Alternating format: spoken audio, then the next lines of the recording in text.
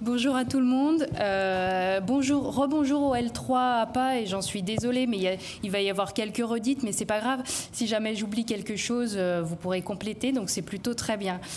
Du coup, Léa Cuisinier, coordinatrice en activité physique adaptée sur le groupement hospitalier Est des HCL, donc Hospice Civil de Lyon.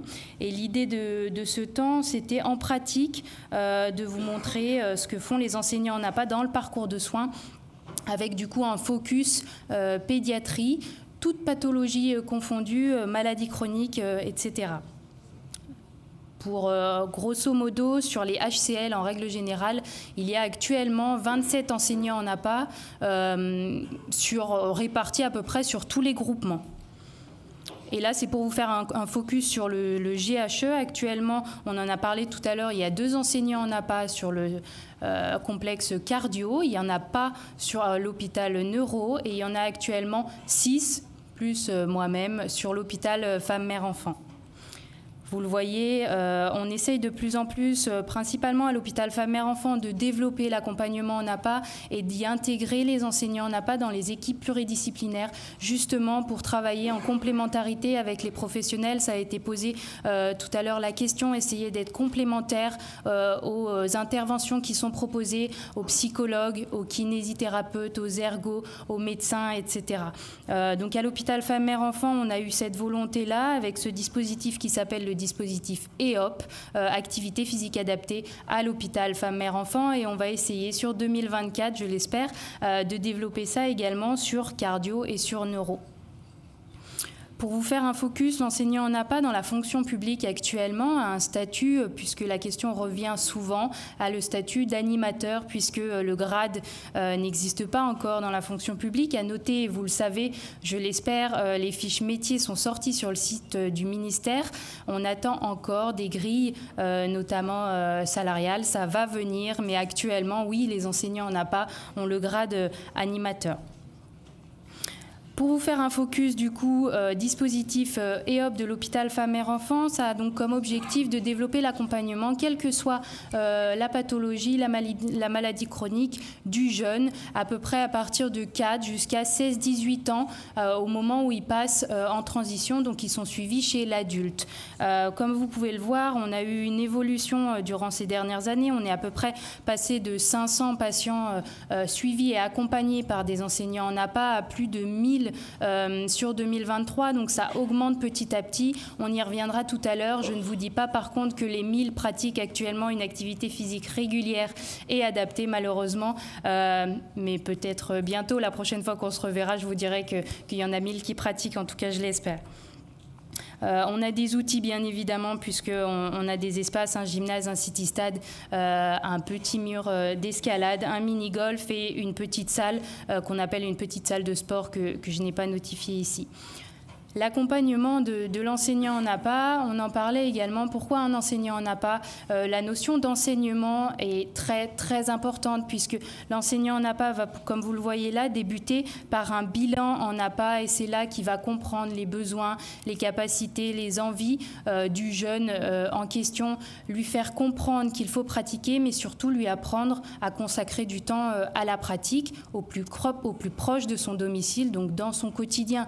L'idée étant de lever les freins à la pratique à l'hôpital, mais ensuite de l'accompagner jusqu'à ce qu'il puisse pratiquer, encore une fois, de façon régulière et adaptée à côté de chez lui, avec les copains, les copines, en classe, etc., etc. Et finalement, pour l'adulte, c'est exactement la même chose. Cette phase 2, justement, est indispensable pour lever les freins, activer des leviers à la pratique, mais la phase 3 l'est tout autant, puisqu'il faut pratiquer de façon régulière, et ça, c'est important. Et les patients, en règle générale, arrivent. Pour certains, n'ont juste pas du tout envie de pratiquer.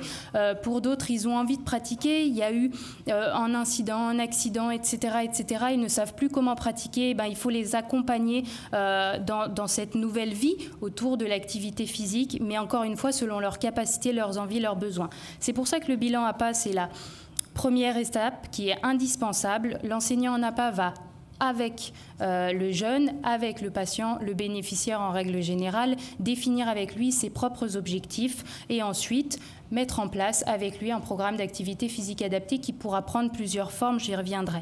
Ensuite, la dernière étape qui est également indispensable, c'est le suivi, puisque je vous parle en pédiatrie, les jeunes ont donc des envies qui changent à la minute et c'est important de revenir souvent pour réadapter le programme. Réadapter le programme également selon les pathologies qui peuvent évoluer bien évidemment. Je vais vous présenter ici plusieurs projets innovants qu'on essaye de développer au niveau du groupement hospitalier pour également renforcer un peu cet accompagnement, aider les enseignants en APA à aller toujours plus loin et à répondre encore une fois aux capacités, aux besoins des patients. Par exemple, ces projets pilotes, pour nous, c'est un petit peu des starters au développement. On va pouvoir tester, évaluer la mise en place d'un programme. Par exemple, le projet pilote Servapa, c'est à destination des enfants présentant une pathologie, la pathologie cérébelleuse, et le projet pilote APA-ARA, c'est principalement pour les jeunes atteints d'une maladie neuromusculaire et donc plus précisément d'une amyotrophie spinale infantile. On va donc essayer de mettre en place un programme d'APA pour ces patients en particulier, le tester, l'évaluer et après essayer de l'élargir à d'autres patients du service. Vous le voyez là, on va donc faire un état des lieux et au vu des résultats là qu'on a constatés par rapport à ces deux projets pilotes, on avait à peu près 23,4% des patients qui pratiquaient une activité physique régulière et adaptée. J'ai envie de dire, on n'avait que 23,4% des patients qui pratiquaient, alors que quand on les a rencontrés ou quand on les rencontre, souvent ils ont envie de pratiquer. Ils ont envie de pratiquer en classe, ils ont envie de pratiquer en extrascolaire et pour autant, on en a, je répète, que 23,4% qui pratiquent une activité physique régulière. On s'est rendu compte que finalement, les freins arrivent petit à petit avec l'environnement. Il y en a beaucoup qui nous répondent, quelle que soit finalement, vous le voyez, la pathologie, qui nous explique, mais je ne connais pas de structure, je ne sais pas où pratiquer de façon adaptée. Autour de chez moi, je suis perdue dans la campagne et je ne sais pas comment faire. Et finalement, c'est ces freins-là qui sont les plus impactants. On rajoute bien évidemment, en tout cas pour cette population-là, la notion de fatigue qui est quand même ressortie et qui est directement liée à la pathologie. Après avoir identifié ces freins et ces leviers, donc du coup là dans les projets pilotes, mais finalement l'enseignant en APA le fait pendant son bilan APA, il va donc, comme je le disais, mettre en place le programme et ça peut prendre différents chemins, différents parcours. On le disait tout à l'heure, il faut individualiser l'accompagnement.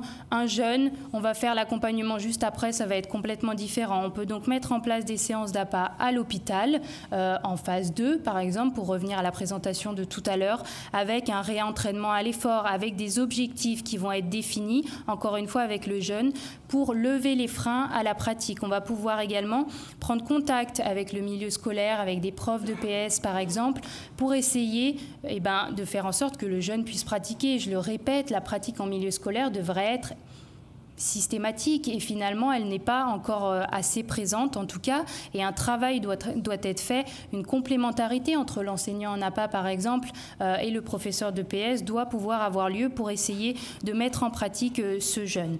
Pratiquer l'envoi de séances à domicile, c'est également ce qu'on peut faire. On le fait un petit peu moins parce que c'est moins demandé. Mais par exemple, dans le cas où les jeunes sont en pleine cambrousse, comme ils disent, on peut essayer d'envoyer des séances à faire au domicile et petit à petit, ils vont s'autonomiser dans cette pratique. Et je reviendrai dessus, les orientations en APA, on en parlait tout à l'heure, faire des passerelles entre l'hôpital et la ville, c'est indispensable pour que la pratique puisse continuer. Un autre projet, et la fin du projet pilote, vous le voyez, c'est des projets finalement que, quand ils ont été mis en place, on a eu un impact assez important et donc ont une évolution dans l'accompagnement auprès des patients de tout le service. Un autre projet d'accompagnement, et j'y passerai très rapidement, c'est un projet d'article 51 de transition. Je vous le disais, on accompagne les jeunes jusqu'à 16-18 ans. Ensuite, ils passent en transition, ils sont suivis par le médecin adulte. L'idée étant que l'enseignant en APA, dans le cadre de ces projets-là, puisse prendre contact avec l'enseignant en APA de l'hôpital adulte, par exemple, pour faire le lien entre et que finalement, le jeune, le grand ado, ne soit pas perdu. Il arrive dans une autre structure, il sait d'avance qu'il sera suivi par un enseignant en APA qui aura fait le relais avec le côté pédiatrie. Ensuite, en termes de matériel, et ça c'est plutôt sur 2024, on essaye de développer également l'accompagnement pour les jeunes qui sont hospitalisés sur plusieurs semaines. Je vous l'ai montré, on a des espaces, on a un gymnase ici. L'objectif, c'est d'amener finalement ce gymnase dans la chambre pour les jeunes qui sont perfusés, par exemple, pendant toute une matinée. L'idée étant de commencer à se remettre en mouvement, de lever les freins directement à l'arrivée du jeune, même pendant la perfusion. Et ensuite, voilà, on y arrive, le point de suivi. On essaye de développer des partenariats avec l'association HandiBoost qui va créer un livret justement d'accompagnement pour faire les ponts entre le monde de la pédiatrie à l'hôpital et par exemple vous, futurs ou entraîneurs déjà, essayez de faire le lien entre les professionnels, toujours avec le jeune au centre finalement de cet accompagnement. On va également essayer à l'hôpital Femmes-Mères-Enfants de développer une application numérique pour optimiser ce suivi, être au plus proche des jeunes, leur envoyer justement les séances à faire au domicile via cette application. Le point fondamental, moi en tout cas je trouve de ce projet finalement, c'est cette passerelle entre l'hôpital et les clubs. J'y reviens, je le redis, ça fait 3 fois, mais c'est vraiment, vraiment très important. Un jeune qu'on va accompagner pendant plusieurs semaines, qui est hospitalisé pendant peut-être 3-4 semaines, c'est très bien, on va lever les freins, on va mettre en place plusieurs séances, 1 fois par semaine peut-être, et ensuite il retourne chez lui. Et ben, c'est terminé malheureusement. Donc cette passerelle, ce pont est très important. Vous êtes les professionnels qui peuvent accompagner ces patients, ils en ont besoin. C'est nécessaire qu'ils pratiquent une activité physique. On l'a vu, les bénéfices, oui, il y en a, mais c'est quand la pratique est régulière et adaptée.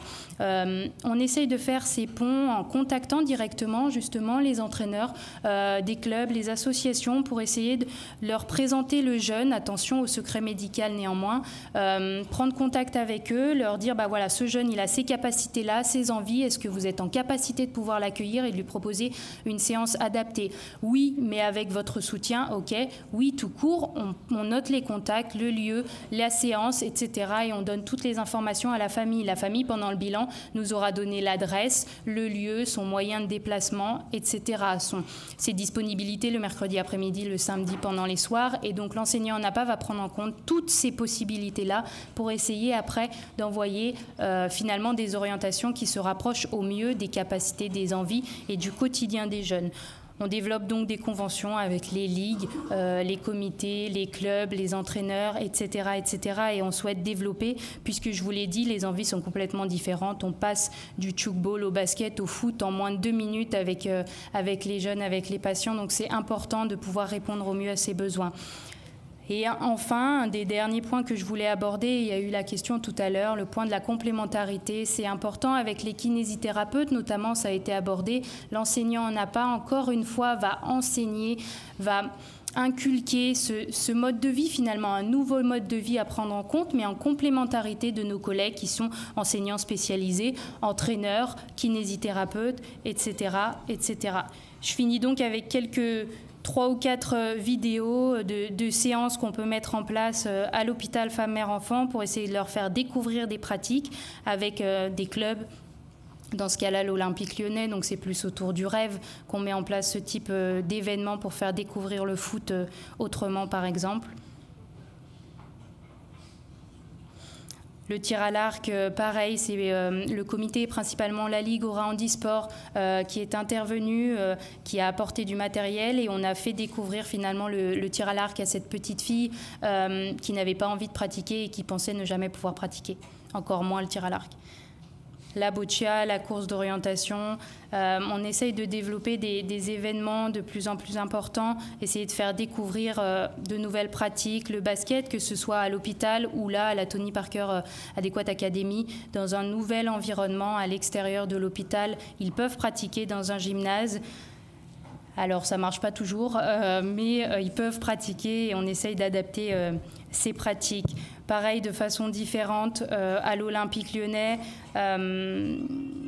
voilà, au niveau du digital, etc. Mais c'est une autre façon de pratiquer selon leurs envies, essayer de les mettre en mouvement autrement et de façon adaptée, toujours avec l'enseignant en APA. Évidemment, vous ne le voyez souvent pas sur ces vidéos, c'est normal, il est derrière la caméra, à ce moment-là en tout cas. Je viens au pavillon pour me dépenser, pour faire les activités qu'ils proposent et me défouler. D'une mise en mouvement un peu différente. Et là, c'est un club de boxe qui est intervenu pour montrer comment pratiquer. Le lien entre l'entraîneur et l'enseignant en APA est important aussi. L'entraîneur va pouvoir avoir cet aspect très spécifique selon la pratique et l'enseignant en APA va pouvoir accompagner le jeune, lui enseigner la pratique et adapter selon les capacités.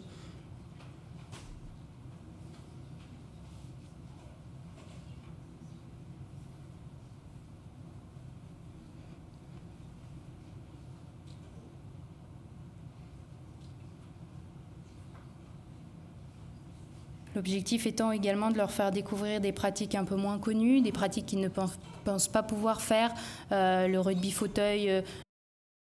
Ça réduit un peu les douleurs vu que je peux bouger, je me mets debout et ça me permet aussi de faire du sport alors qu'ailleurs je ne pourrais pas trop en faire. Et je finirai du coup sur cette petite vidéo.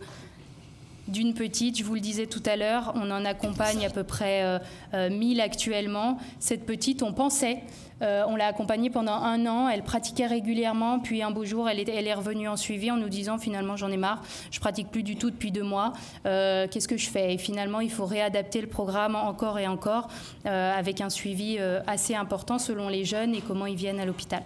Merci pour votre attention.